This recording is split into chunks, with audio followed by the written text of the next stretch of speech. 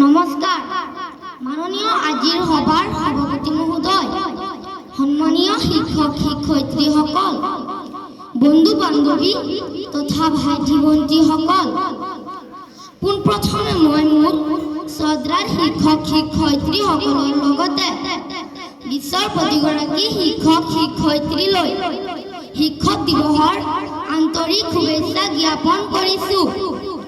আজি এই পবিত্ৰ দিনটোত মোক দুষাৰ ক'বলৈ সুযোগ দিয়াৰ কাৰণে মই শিক্ষাগুৰুসকলক বহুত ধন্যবাদ জনাইছোঁ। আজি 5 ছেপ্টেম্বৰ আৰু আমি সকলোৱে জানো যে প্ৰতি বছৰে 5 ছেপ্টেম্বৰ তাৰিখে সমগ্ৰ ভাৰতবৰ্ষত শিক্ষক দিৱস হিচাপে পালন কৰা হয়।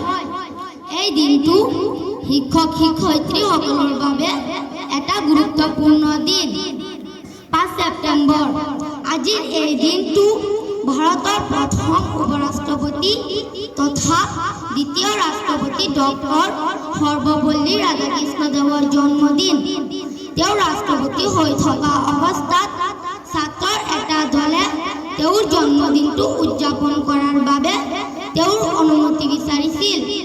তেতিয়া সৰ্বপল্লী ৰাধাকৃষ্ণদেৱে কৈছিল, মোৰ জন্মদিনটো বেলেগকৈ পতাতকৈ এই দিনটো শিক্ষক দিৱস হিচাপে পালন কৰিলে মই গৌৰৱান্বিত হ'ম। তেতিয়াৰ পৰা এই 5 ছেপ্টেম্বৰ দিনটো শিক্ষক দিৱস হিচাপে পালন কৰা হয়। শিক্ষকসকল এডাল মমবাতিৰ দৰে যি নিজে জ্বলি আনক পোহৰ দিয়ে। শিক্ষকসকল জ্ঞানৰ ভাণ্ডাৰ স্বৰূপ, যাৰ পৰা আমি জীৱন পথত আগুৱাই যাবলৈ প্ৰয়োজনীয় সকলো জ্ঞান আহৰণ কৰিব পাৰোঁ।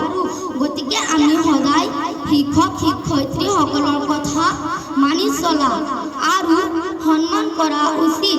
শেষত সকলোকক আকৌ শিক্ষক দিৱসৰ বহুত শুভেচ্ছা জ্ঞাপন কৰি মই মোৰ চমু বক্তব্য সামৰণি মাৰিলোঁ। ধন্যবাদ।